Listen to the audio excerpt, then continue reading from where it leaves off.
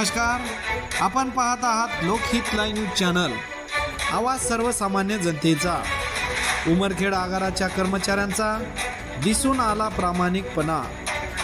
दिनांक 30 ऑगस्ट रोजी उमरखेड आगाराची वाहन क्रमांक 9365 इसापूर ते उमरखेड या मार्गावर धावत असताना सकाळी 7:15 वाजता राज्य परिवहन बसमध्ये एक पर्स दिसून आली। सदर पर्समध्ये सोन्याचे दागिने व 1500 रुपये आढळून आले असता राज्य परिवहन उमरखेड आगाराचे प्रामाणिक कर्मचारी श्री NP नडकुडवाड वाहक व श्री नारायण करे चालक यांनी सदर पर्स बसस्थानकवरील कर्मचारी यांचे निदर्शनास आणून देऊन दागिन्यासह पर्समध्ये असलेले रुपये संबंधित प्रवासी यांना परत केले।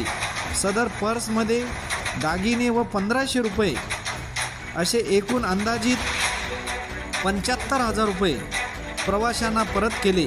या प्रसंगी प्रवाशाने श्री N नडकुळवाड व श्री करे यांचे शाल व श्रीफळ देऊन सत्कार केला व त्यांचे आभार मानले।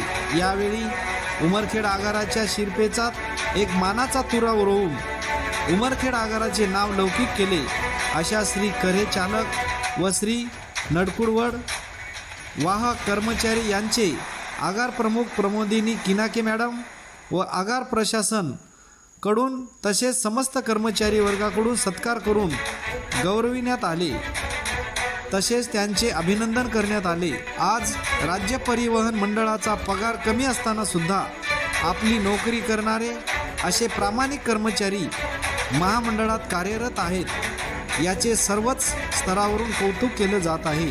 लोकहित लाईव्ह न्यूजसाठी विजय कदम।